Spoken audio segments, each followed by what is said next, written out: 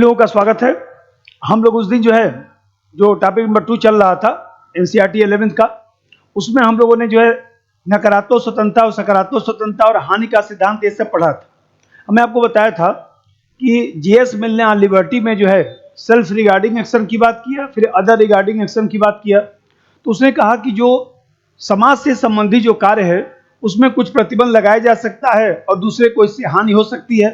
ये मैं आप लोगों को बताया था। हम लोग इसमें जरा सा आगे बढ़ते हैं। इसमें लिखा है अभिव्यक्ति की स्वतंत्रता। तो देखिए, जो अभिव्यक्ति की स्वतंत्रता है, ये अभिव्यक्ति की स्वतंत्रता का क्या मतलब है। सबसे अच्छा ऑन लिबर्टी में ही अभिव्यक्ति की स्वतंत्रता, विचार की स्वतंत्रता की बात की गई है। और जानते हैं कि जेएस मिल ने पागल सन की सब लोगों को स्वतंत्रता देने का सलाह दिया। कहा कि सबको बोलने का अधिकार होना चाहिए। अरे भाई, कोई बोलेगा तो या तो सत्य बोलेगा, और सत्य जो बोलेगा तो उससे समाज को लाभ होगा। और कोई भी सत्य सार्वभौमिक सत्य नहीं होता है। उसने लिखा कि यदि सत्य बोला जाएगा उस पर विचार विमर्श हो सकता है, और हो सकता है कि वह सत्य बाद में असत्य निकल जाए, तो विचार विमर्श तो होना चाहिए। अब कोई मान लीजिए असत्य बोलता है तो कोई भी विचार पूर्णतः असत्य नहीं होता है, उसमें सत्य का भी कुछ लक्षण अवश्य होता है। बोलने पर ही तो सच्चाई बाहर आएगा। और तीसरा चीज यह है कि मान लीजिए कुछ सही बोला, कुछ गलत बोला, अरे भाई, तो कम से कम विश्लेषण तो होगा। तो विश्लेषण होगा, तर्क वितर्क विचार विमर्श की प्रक्रिया आगे बढ़ेगी। तो समाज में तर्क वितर्क विचार विमर्श की प्रक्रिया ही लोकतंत्र को मजबूत कर सकता है।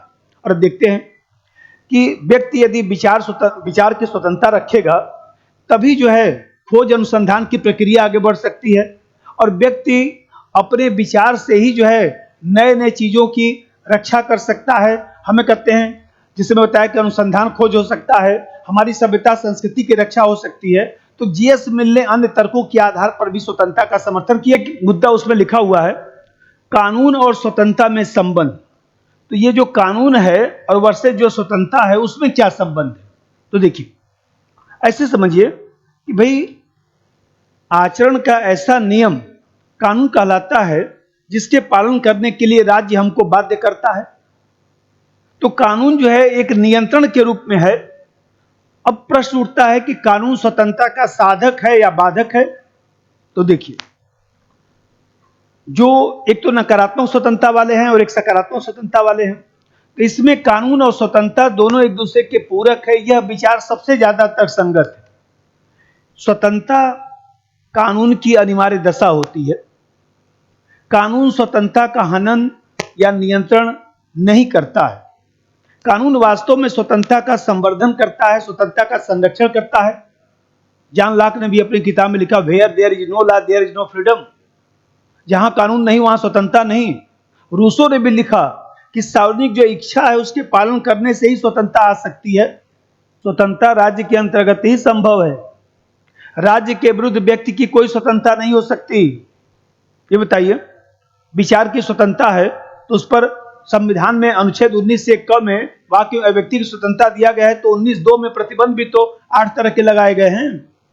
ये बताइए, यदि मान लीजिए कानून नहीं होगा तो फिर फौजदारी और सिविल जो मामले हैं उन विवादों का समाधान कैसे होगा। स्वतंत्रता को प्रतिबंधों का अभाव मान लिया जाए कि कोई भी कानून न रहे, हमारी स्वतंत्रता बढ़ जाएगी।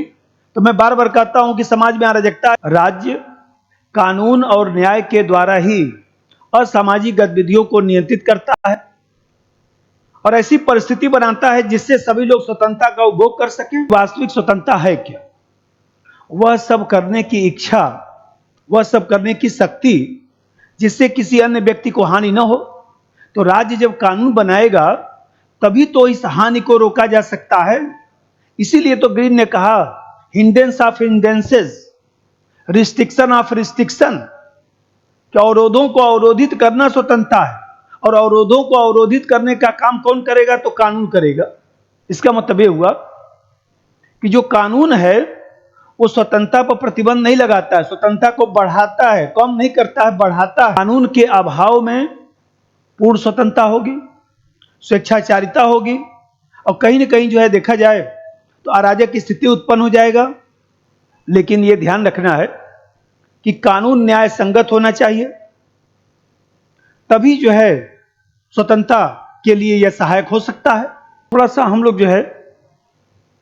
काइंड्स ऑफ लिबर्टी पर भी चर्चा कर लेते हैं। देखिए, एक प्राकृतिक स्वतंत्रता शब्द आता है, नेचुरल लिबर्टी। तो जॉन लॉक इसका जन्मदाता है और उसने कहा कि मनुष्य जो है वह जब पैदा हुआ तभी स्वतंत्रता लेकर आया था, कुछ अधिकार लेकर आया था। लेकिन आप जानते हैं कि यह जो अवधारणा है वर्तमान में मान्य नहीं है। वो दूसरी बात है कि नेचुरल लिबर्टी से ही जो है ह्यूमन राइट का विकास हुआ है, कभी आगे पढ़ाऊंगा। देखिए, एक नागरिक स्वतंत्रता होता है। नागरिक स्वतंत्रता का मतलब है कि जीवन की स्वतंत्रता, संपत्ति रखने की स्वतंत्रता, भाषण की स्वतंत्रता, इसी प्रकार से घूमने फिरने की स्वतंत्रता, राजनीतिक स्वतंत्रता, पॉलिटिकल लिबर्टी। अब पॉलिटिकल लिबर्टी का मतलब है कि हमको चुनाव लड़ने का अधिकार होना चाहिए, सरकार की आलोचना करने का अधिकार होना चाहिए, सरकारी पद प्राप्त करने का अधिकार होना चाहिए, दल बनाने का अधिकार होना चाहिए। इस तरह के अधिकार को हम लोग राजनीतिक स्वतंत्रता कहते हैं। एक होता है आर्थिक स्वतंत्रता। आर्थिक स्वतंत्रता का मतलब है कि सबको जो है वह देखा जाए तो रोजगार मिले, सबको जो है वह न्यूनतम वेतन मिले, कहीं न कहीं सबको काम करने का समान अवसर मिले। तो यहाँ पर निश्चित घंटा होना चाहिए, न्यूनतम वेतन होना चाहिए, काम करने का अधिकार होना चाहिए, बेकारी की दशा में जो है निर्वाह भत्ता मिलना चाहिए। इस तरह की बातों को हम लोग आर्थिक स्वतंत्रता कहते हैं। होता है मोरल लिबर्टी, नैतिक स्वतंत्रता। उसका मतलब होता है कि व्यक्ति को जो है सत्य असत्य, नैतिक अनैतिक, धर्म अधर्म, उचित अनुचित का निर्णय करने का अधिकार होना चाहिए। इस चीज को हम लोग नैतिक स्वतंत्रता कहते हैं। एक होता है राष्ट्रीय स्वतंत्रता। इसका मतलब होता है कि भाई राष्ट्र की उन्नति के लिए भी तो कुछ स्वतंत्रता चाहिए। तो राष्ट्रीय स्वतंत्रता को जो है अन्य स्वतंत्रताओं का आधारभूत जो है पहलू माना जाता है। इसका मतलब होता है कि हमारा देश जो है किसी नियंत्रण में न हो, किसी बाहरी दबाव में न हो, हमारा देश संप्रभु हो। ऐसी स्वतंत्रता को राष्ट्रीय स्वतंत्रता कहते हैं। अब आ जाइए, इसमें जो प्रश्न दिए गए उस पर भी चर्चा कर लिया जाए। पहला जो प्रश्न है, स्वतंत्रता से क्या आशय है? क्या व्यक्ति के लिए स्वतंत्रता और राष्ट्र के लिए स्वतंत्रता में कोई संबंध है? पहला जो क्वेश्चन है, मैं आपको बताया था कि स्वतंत्रता लिबर्टी शब्द से निकला है, लाइबर शब्द से निकला है, और कहीं न कहीं इसका अर्थ है प्रतिबंधों का अभाव, एब्सेंस ऑफ रेजिस्टेंस। लेकिन यदि ऐसा हम मान लेंगे तो अराजक स्थिति आ सकती है। तो स्वतंत्रता का वास्तविक अर्थ क्या हुआ? स्वतंत्रता का वास्तविक अर्थ हुआ कि अनुशासन पूर्ण जीवन और ऐसे अवसरों की उपस्थिति जिससे जीवन को अधिक से अधिक और बहुआयामी विकास का मार्ग प्रशस्त हो सके। तो ऐसी स्वतंत्रता को ही हम स्वतंत्रता कहेंगे। इसका मतलब कि नकारात्मक और सकारात्मक दोनों स्वतंत्रता को मिलाया जाना चाहिए। भाई कुछ जो व्यक्तिगत कार्य है उसमें हमको स्वतंत्रता मिलना चाहिए, लेकिन कुछ न कुछ राज्य का प्रतिबंध होना चाहिए, राज्य द्वारा परिस्थिति उपलब्ध होना चाहिए जिससे हम अपने व्यक्तित्व का समग्र विकास कर सकें। इसमें दूसरा प्रश्न है, क्या व्यक्ति के लिए स्वतंत्रता और राष्ट्र के लिए स्वतंत्रता में कोई संबंध है? ये बताइए। स्वतंत्रता और राष्ट्र में गहरा संबंध है। व्यक्ति की स्वतंत्रता राष्ट्र की स्वतंत्रता पर ही निर्भर करती है। अगर देश स्वतंत्र नहीं होगा तो व्यक्ति स्वतंत्रता का आनंद नहीं ले पाएगा। हम लोग अंग्रेजी जमाने में गुलाम थे, परतंत्र थे, तो ये बताइए कुछ कर पाए? कहीं न कहीं देखा जाए तो अंग्रेजों के दबाव में ही रह गए। गुलाम राष्ट्र हमारे ऊपर जब प्रतिबंध लगा देता है तो नागरिक अपने हिसाब से कोई कार्य नहीं कर पाता है। देश में रहने वाले लोग बेबस हो जाते हैं, लाचार हो जाते हैं, कहीं न कहीं जो है दबाव में रहते हैं। इसका मतलब क्या हुआ कि व्यक्ति की स्वतंत्रता और राष्ट्र की स्वतंत्रता में गहरा संबंध है और दोनों पूरक हैं। अब दूसरा प्रश्न आ जाइए, स्वतंत्रता की नकारात्मक और सकारात्मक स्वतंत्रता में अंतर, ये बताइए। मैं उस दिन बताया भी था, चलें बोलता हूं। नकारात्मक स्वतंत्रता और सकारात्मक स्वतंत्रता, नकारात्मक और सकारात्मक स्वतंत्रता, ये बताइए।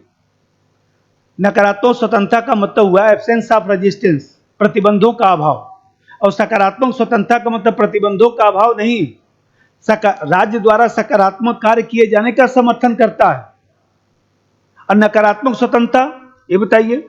नकारात्मक स्वतंत्रता जो है ये मानता है कि व्यक्ति का जो हित है और समाज का जो हित है दोनों अलग अलग है। और जो सकारात्मक स्वतंत्रता है वह व्यक्ति का हित और समाज के हित में कोई अंतर नहीं मानता है। ये बताइए। नकारात्मक स्वतंत्रता अभी मैं बताया कि कहेगा कि कोई कानून नहीं होना चाहिए, इससे हमारी स्वतंत्रता बढ़ जाएगी। इसका मतलब कि कानून और स्वतंत्रता दोनों को विरोधी मानता है, दोनों एक दूसरे के पूरक नहीं है, बल्कि क्या है, दोनों विरोधी हैं। और सकारात्मक स्वतंत्रता कानून और स्वतंत्रता दोनों को परस्पर सहयोगी मानता है कि कानून रहेगा तभी हमारी स्वतंत्रता बढ़ सकती है। तो आप देख रहे हैं नकारात्मक स्वतंत्रता जो है समानता, न्याय, इन सब चीजों से अपने को अलग मानता है, और सकारात्मक स्वतंत्रता समानता, न्याय सबसे अपने को अंतर संबंधित मानता है। सीधी सी बात समझिए, नकारात्मक स्वतंत्रता का मतलब बाजार व्यवस्था, और सकारात्मक जो स्वतंत्रता है वो वेलफेयर स्टेट की बात करता है, कहीं न कहीं सामाजिक न्याय की बात करता है। अब बाकी उस दिन खूब आप लोगों को समझाया था। तीसरा प्रश्न समझिए, सामाजिक प्रतिबंध से क्या आशय है? क्या किसी भी प्रकार के प्रतिबंध स्वतंत्रता के लिए आवश्यक हैं? पहले समझिए सामाजिक प्रतिबंध। ये बताइए, समाज में किसी व्यक्ति, समूह और समुदाय पर जो प्रतिबंध लगता है समाज द्वारा, उसको हम लोग सामाजिक प्रतिबंध कहते हैं। जैसे भारत में देखिए काफी समय तक जो है कुछ जातियों पर जो है मंदिर जाने का ही रोक लगा हुआ था, तो इसको हम कह सकते हैं कि सामाजिक प्रतिबंध है। तो जो समुदाय और जाति की जो स्वतंत्रता है इस सामाजिक प्रतिबंध से कम हो जाती है, और वह जाति और समुदाय समाज की मुख्य धारा से नहीं जुड़ पाता है। देखिए इसमें लिखा है कि क्या किसी भी प्रकार का प्रतिबंध स्वतंत्रता के लिए आवश्यक है? ये बताइए, स्वतंत्रता के लिए प्रतिबंध का होना आवश्यक। बिना प्रतिबंध के स्वतंत्रता अव्यवस्था में बदल सकती है, कहीं न कहीं समाज में जो है तनाव और हिंसा को बढ़ावा दे सकती है। ये बताइए, यदि प्रतिबंध नहीं होगा तो आपको मन कर रहा है कि 150 की स्पीड से गाड़ी चलाएंगे, तो ऐसे चला लेंगे? ये बताइए कि गाड़ी चलाते समय जो है आप कुछ भी कर सकते हैं। ये बताइए, पार्किंग में झगड़ा करेंगे, जमीन मकान के लिए झगड़ा करेंगे, फिल्म देखने जाएंगे उसमें भी झगड़ा करेंगे। ये बताइए, तब तो समाज में यदि प्रतिबंध नहीं होगा स्वतंत्रता पर, किसी प्रकार के प्रतिबंध स्वतंत्रता के लिए आवश्यक है, तो हाँ, प्रतिबंध स्वतंत्रता के लिए आवश्यक है, क्योंकि प्रतिबंध से ही स्वतंत्रता जो है वह सब लोग प्राप्त कर सकते हैं। अन्यथा कुछ ही लोग स्वतंत्र हो पाएंगे, बाकी समाज का अधिकांश लोग परतंत्र हो जाएगा, गुलाम हो जाएगा। स्वतंत्रता व्यक्ति को अनुशासित करता है, सॉरी, जो प्रतिबंध है वो व्यक्ति को अनुशासित करता है, और कहीं न कहीं जो है अनुशासित व्यक्ति ही स्वतंत्रता का सही इस्तेमाल कर सकता है। इसलिए कहा जाता है कि स्वतंत्रता के लिए कुछ प्रतिबंध आवश्यक। अगला प्रश्न समझिए, चौथा, नागरिकों की स्वतंत्रता को बनाए रखने में राज्य की क्या भूमिका है? ये बताइए, नागरिकों की स्वतंत्रता को बनाए रखने में राज्य की जो भूमिका है, राज्य कानून बनाकर ही तो इसको व्यवस्थित कर सकता है। राज्य मान लीजिए मूल अधिकार में परिवर्तन करके परिस्थिति उपलब्ध करा सकता है, अन्य अधिकार दे सकता है। जैसे मान लीजिए RTI हम लोग क्या दिया गया, खाद्य सुरक्षा का अधिकार दिया गया, मूल अधिकार में अनुच्छेद 21 जोड़कर शिक्षा को मूल अधिकार की श्रेणी में रखा गया। जैसे उस दिन मैं चर्चा कर रहा था, अफर्मेटिव एक्शन, सकारात्मक कार्रवाई के द्वारा आरक्षण दिया गया, कहीं न कहीं जो है छात्रवृत्ति दिया जाता है, परिस्थिति उपलब्ध कराया जाता है, समाज में सामाजिक आर्थिक रूप से कमजोर व्यक्ति को मुख्य धारा से जोड़ने का प्रयास किया जाता है, और राज्य के माध्यम से ही प्रेस की स्वतंत्रता को सुरक्षित रखा जा सकता है। लेकिन सरकार अपनी शक्ति का दुरुपयोग भी कर सकती है। ये बताइए कि कहीं न कहीं जो है यदि विरोध प्रदर्शन करने का अनुमति नहीं होगा तो कहीं न कहीं जो है हमारी स्वतंत्रता बाधित हो सकती है। नागरिक स्तर पर जो है हम लोग को जागरूक होना भी जरूरी है। तो राज्य तो प्रयास करे ही, साथ में हम लोग भी जागरूक रहें, नागरिक समाज भी जागरूक रहे, और साथ ही साथ हमेशा जो है वह सरकार पर निगरानी रखा जाए, तभी सरकार हमारी संवेदनशील हो सकती है। पांचवा प्रश्न है, अभिव्यक्ति की स्वतंत्रता का क्या अर्थ है? ये बताइए। अभिव्यक्ति की स्वतंत्रता का मतलब होता है व्यक्ति अपने विचार को मौखिक रूप से, लिखित स्वरूप में, पुस्तक के माध्यम से, नाटक के माध्यम से, फिल्म के माध्यम से, पत्रिका के माध्यम से अपने विचारों को अभिव्यक्त कर सके। इसको हम लोग अभिव्यक्ति की स्वतंत्रता कहते हैं, जो हमारे यहाँ संविधान में अनुच्छेद 19 में लिखा भी गया है। और कहीं न कहीं जो है जो हमारे यहाँ फिल्म दिखाया जाता है वह भी तो अभिव्यक्ति की स्वतंत्रता है। नहीं, उसमें देखिए NCERT में आप लोग पढ़े होंगे कि अरे भाई कोई फिल्म है तो वो भी हमारी अभिव्यक्ति का चीज है। हर चीज पर फिल्म पर प्रतिबंध लगाना जो है समस्या का समाधान नहीं है। जैसे आप लोग NCERT में पढ़े होंगे तो देखिए सेंसर बोर्ड बनाया गया है। अब मैं बताया कि फिल्म केवल जो है वह देखा जाए तो फिल्म केवल अभिव्यक्ति का माध्यम नहीं है, फिल्म जो है मनोरंजन का माध्यम भी है। तो थोड़ी बहुत फिल्म को छूट भी दिया जाना चाहिए। अरे भाई, हमें कहते हैं कि जो कलाकार है वो कलाकारी नहीं करेगा तो हम लोग देखेंगे उसको। सलमान खान साहब की फिल्म, चाहे मान लीजिए आमिर खान साहब की फिल्म हम लोग क्यों देखते हैं? तो अच्छा लगता है ना। मान लीजिए थिएटर में गए बैठ के रो रहे हैं तो कोई फिल्म देखने जाएगा? तब समझ रहे हैं कि फिल्म में थोड़ा सा रचनात्मक क्षमता होना चाहिए, थोड़ा सा। सेंसर बोर्ड तो बना ही है। हम लोग कौन होते हैं हर चीज पर प्रतिबंध लगाने के लिए? जैसे पद्मावत फिल्म और तमाम फिल्मों पर प्रतिबंध की बात की गई थी, सुप्रीम कोर्ट ने भी मना कर दिया। इसमें प्रश्न है कि आपकी राय में स्वतंत्रता पर समुचित प्रतिबंध क्या होगा? तो बताइए। जो हमारे अनुच्छेद 19(2) में लिखा गया है प्रतिबंध कि देश की संप्रभुता, अखंडता, राज्य की सुरक्षा, विदेशी राज्यों के साथ मैत्रीपूर्ण संबंध, लोक व्यवस्था, शिष्टाचार, सदाचार, न्यायालय की अवमानना, इस तरह का जो जितना भी पहलू लिखा गया है सब इस पर प्रतिबंध है। और समुचित प्रतिबंध इसे ही लिखा जाएगा।